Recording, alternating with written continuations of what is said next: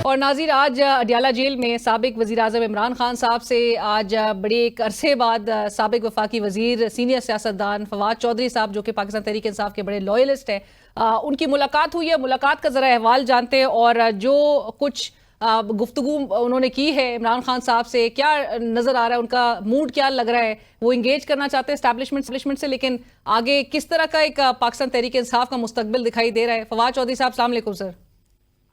जी अस्सलाम वालेकुम। फवाद साहब, आज like I said, Imran Khan साहब से एक बड़े अरसे बाद मुलाकात हुई। आपने एक बात हमें ये जरूर पता है कि आपने 10 मिनट का वक्त उनसे अलहदा मांगा। उनसे जब बातचीत की तो आपने टेम्परेचर के हवाले से जरूर बात की कि टेम्परेचर को थोड़ा जरा कम होना चाहिए। क्या गुफ्तगू एग्जैक्टली हुई और इमरान खान साहब का मूड अब क्या नजर आ रहा है? देखिए लीना, बड़ी सिंपल बात है। देखिए, हम जो है ना, हम पॉलिटिशियन हैं। हम कोई बंदूकें उठा के पहाड़ों पे नहीं चढ़ सकते। हमें अगर यहाँ पे जो पाकिस्तान की पॉलिटिक्स की जो रियलिटीज हैं उनको भी सामने रखने की जरूरत है और उसके मुताबिक जो है वो आगे बढ़ने की जरूरत है। अगर देखिए, इमरान खान इस वक्त, मेरा ये ख्याल है कि बड़े सगीर पाको हिंद में जिस किस्म की इस वक्त मकबूलियत इमरान खान की है, शायद ही कभी किसी और लीडर ने इतनी मकबूलियत इंजॉय की हो। और उसके बाद एक बहुत बड़ा फिनोमिनल फेलियर है पीटीआई का कि वो 2 साल में इस मकबूलियत के बावजूद इमरान खान को जेल से बाहर नहीं ला पाई। उसकी वजूहात हैं, ब्रुटैलिटी है, जो कुछ भी है, लेकिन हाँ, फैक्ट इज कि इमरान खान जेल में है। अब देखिए, मेरे तो जाहिर है कि उनसे अर्ज यही है कि देखिए, हम पॉलिटिशियंस हैं। हमें पॉलिटिक्स की स्पेस मिलेगी तो हम पॉलिटिक्स कर सकेंगे, अगर स्पेस नहीं मिलेगी हम पॉलिटिक्स नहीं कर सकेंगे। ये अलहदा बात है कि जब हम लोगों को रिमूव कर देंगे आप, तो जैसे बलूचिस्तान में हुआ, केपी में कई इलाकों में हुआ, कि जब आप पॉलिटिशियंस को रिमूव कर देते हैं तो फिर बंदूक वाले मुकाबला करते हैं। तो फिर अगर बंदूक वालों का मुकाबला बंदूक वालों से हो, वो तो फिर चॉइस है लेकिन इस्टेब्लिशमेंट की। लेकिन हमारा काम ये है एज ए पॉलिटिशियन कि हम रास्ता दें। और मैं ये समझता हूँ कि बहुत बड़ा फिनोमिनल फेलियर है पीटीआई का जो ये अलायंस नहीं बन सका अपोजिशन का। खान साहब से मैंने पहले भी अर्ज किया था, मैंने अब भी यही समझता हूँ। जब तक आप अपोजिशन का अलायंस नहीं बनाते, हुकूमत के साथ बातचीत नहीं हो सकती, एस्टेब्लिशमेंट से बातचीत नहीं हो सकती।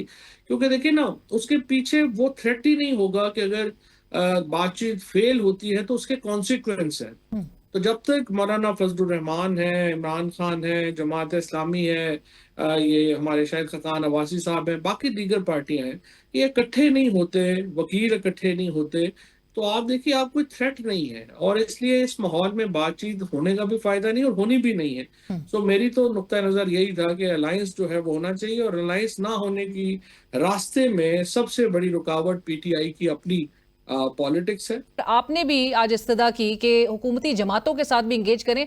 खान साहब ने तो वहां पे भी एक रेड लाइन ड्रॉ कर दी है, वो तो नून लीग के साथ, हुकूमती जमातों के साथ नहीं इंगेज करना चाहते। नहीं, मुझे तो उन्होंने कहा है कि इस पे जरा मुझे सोच लेने दो और अगली मीटिंग में आते हैं तो इस पे जरा मजीद बात करते हैं। देखिए, बात यह है कि हुकूमती पार्टियों के बगैर कोई बातचीत कामयाब नहीं हो सकती। ये जो पाकिस्तान के अंदर हमने एक मॉडल बनाया हुआ है कि हम इंतज़ार करें कि एस्टैब्लिशमेंट और हुकूमत आपस में लड़ पड़े और उसके बाद अपोजिशन और फौज मिल जाए और उसके बाद हम उनके खिलाफ शुरू हो जाए, वो इंतजार करें और फिर हमें फारग कर दें। देखिए, ये कोई मॉडल नहीं है। मुल्क कोई किसी तरह आगे नहीं जा पा रहा। एस्टैब्लिशमेंट को पॉलिटिकल पार्टी मिलके एक फ्रेमवर्क बनाना होगा, एक चीजें करनी होंगी। अब देखिए ना, पहली बात तो लीना ये है कि इस वक्त जब मैं और आप बात कर रहे हैं तो लगता तो यूं है कि एस्टैब्लिशमेंट और हुकूमती पार्टियां जरूरत भी नहीं समझती। वो तो कहते हैं हमने 2 साल डंडे मुक्के मार के इनके ऊपर जो है वो इलाज कर लिया इनका, अब हाँ, हमें क्यों अब जरूरत उनके है, हम पास क्या कोई क्यों इनसे कंपल्शंस नहीं बातचीत है करें। इनके साथ एंगेज कोई करने के लिए। कंपल्शन ही नहीं है। तो जब तक आप अपनी रेलिवेंस नहीं बनाएंगे, ये जो पोजीशन है खान साहब की कि एस्टैब्लिशमेंट से बातचीत करना चाहते हैं, ये पुरानी पोजीशन है, कोई नई पोजीशन नहीं है। मसला ये है कि वो बातचीत नहीं करना चाह रहे ना। और मुल्क का जो भी है हाल है, चाहे वो, आप तो अंदाजा इससे लगाएं, मुझे तो जाहिर बड़ा अफसोस हुआ कि जब आप पीक पे थे अपने ये क्राइसिस के, मोदी के और ये नरेंद्र मोदी के हमले के, उस वक्त भी उन्होंने कहा कि नरेंद्र मोदी से तो हम बात कर लेंगे, देख लेंगे, लेकिन इमरान खान से हमने बात नहीं करनी। तो this kind of shows the kind of जो चैलेंज है जिस जो इस मुल्क को दरपेश है, क्योंकि मुल्क की पॉपुलेशन एक तरफ है, अशराफिया मुल्क की एक तरफ और जब तक ये फासले हम कम नहीं करते, मुल्क ट्रैक पे नहीं आ सकता। बट फवाद साहब, हु इसमें डू कोई यू थिंक शुबह ही इन, नहीं है कि इमरान खान। आई एग्री, कत्ता कलामी की माफी, लेकिन who do you think in play role in this? ये जो गैप है इसको ब्रिज करने में कौन वो इंटरमीडियरीज होंगे, फिर वो कौन लोग होंगे जो कि इन फासलों को कम कर सकें? देखिए, मेरी मेरी नज़र में मौलाना फजलुर रहमान साहब का बड़ा इम्पोर्टेंट रोल हो सकता है। मेरी नज़र में ये अल्लामा नासिर अब्बास का बड़ा इम्पोर्टेंट रोल हो सकता है। इसके अलावा जो हमारे सेन एलिमेंट्स हैं, लोग हैं जो मुख्तलिफ पार्टीज़ के अंदर, मैं आपको बताऊं, राना सनाउल्लाह हैं, साद रफ़ीक हैं, ये डेमोक्रेट्स हैं। इसके बाद जो पीपल्स पार्टी के अंदर नवीद कमर हैं, ये हमारे सलीम मानवी वाला हैं, ये सब लोग डेमोक्रेट्स हैं। ये बिल्कुल ये नहीं चाहते कि हम जो है दूसरों की कोई लाशों के ऊपर कदम रख के हमने हुकूमत करनी है। आसिफ जरदारी साहब ने हमेशा बड़ा मुस्बत रोल अदा किया है, लेकिन देखिए ना, पीटीआई को भी तो स्पेस देनी है ना इन लोगों को। ये तो नहीं हो सकता कि हम तो इन्हें दीवार से लगा के रखें और एक्सपेक्ट करें कि वो जो है वो हमें बात।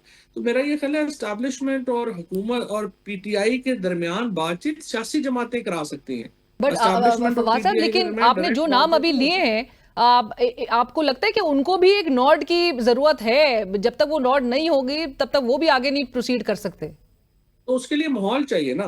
मिसाल के तौर के ऊपर अगर आपका अलायंस ही नहीं बनता, अगर देखें ना, अगर आपने एस्टैब्लिशमेंट से भी लड़ना है, आपने हुकूमती जमातों से भी लड़ना है, उसके बाद आपने कहा ये काफी नहीं है, आपने सारी अपोजिशन पार्टियों से भी लड़ना है, और आपने बैनुल अक़वामी तौर के ऊपर भी आप तन्हा है, तो मुझे बताएं ना, फिर आपके साथ क्या, कौन कोई बात करेगा? एक स्ट्रेटजी भी तो चाहिए ना। रोज एक बंदा निकलता है अंदर से, वो कहता है जी, वो कह रहे हैं जी तहरीक चला दें, और वो जनाब अपना हम डी चौक पे। भाई इस तरह थोड़ी, और अगर जी, लोगों एक्सेस को मरवा एक्सेस नहीं दिया दिया, आज ही गंडापुर तो। साहब ने कहा एक्सेस नहीं दिया, हम आईएमएफ की शराइत में साथ नहीं देंगे।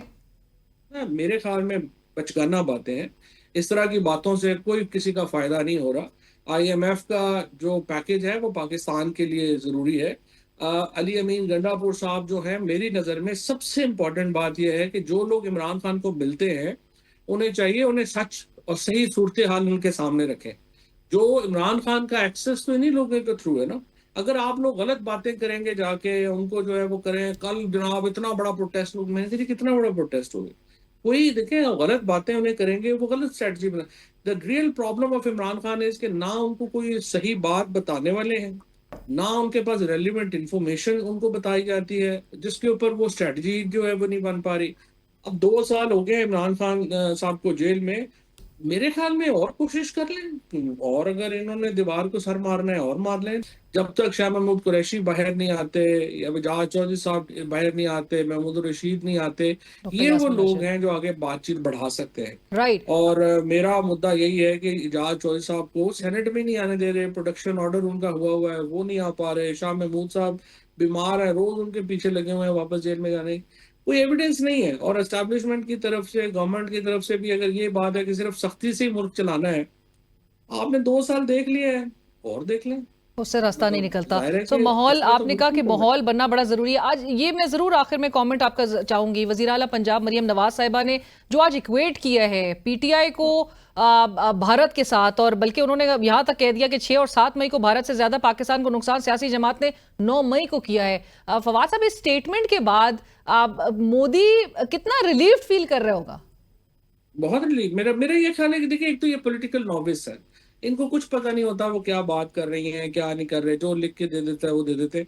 और आपको अपनी नफरत में जो है ये statement, actually I think it's a worst thing you can do to your country, कि आप इस हालात में, जंग के हालात में, आप कह रहे हैं कि नरेंद्र मोदी तो हमारा बड़ा दुश्मन नहीं है, हमारा बड़ा दुश्मन जो है वो तो हमारी पॉलिटिकल ओपोनेंट है। और अपने पॉलिटिकल ओपोनेंट को अपने दुश्मन मुल्क से भी ऊपर ले जाना। और दूसरा देखिए, सीधी बात है, नरेंद्र मोदी से नवाज शरीफ और मरियम नवाज का दिल उनके साथ है। जब से वो उनकी बेटी की शादी में आए हैं, नरेंद्र मोदी को वो अपना दोस्त समझते हैं, और पाकिस्तान के लोगों को, पाकिस्तान की एस्टैब्लिशमेंट को वो समझते हैं कि वो हिंदुस्तान के अंदर जो दहशत गर्दी है उसमें मुलव्वस है। ये नवाज शरीफ साहब की स्टेटेड पोजीशन है, कोई ऐसी खुफिया बात नहीं है कि जो मैं कर रहा हूँ। सो अनफॉर्चुनेटली बार बार वो इसका इजहार करते हैं, जो कि पाकिस्तान के लिए अच्छा नहीं है, जो मैं समझता हूँ कि एक तबाहकुन जो मेंटालिटी है उसको जाहिर करता है। She should apologise on this statement actually, उनको माफी मांगनी चाहिए अपने इस बयान के ऊपर। और उन जो हमारी एस्टेब्लिशमेंट के भी लोग हैं उनसे भी मैं कहता हूँ कि खुदा के लिए इनको समझाएं। ये जिस तरीके से बीबी बात कर रही हैं ये तबाहकुन है, ये तो बिल्कुल नाकाबिले डैमेजिंग। कबूल है जो वो उन्होंने गुफ्तगू की। Right, thank you so much Fawad साहब, बहुत शुक्रिया आपके वक्त का। प्रोग्राम में इसके साथ ही हम बढ़ेंगे एक ब्रेक की तरफ, और ब्रेक के बाद हाजिर होते हैं।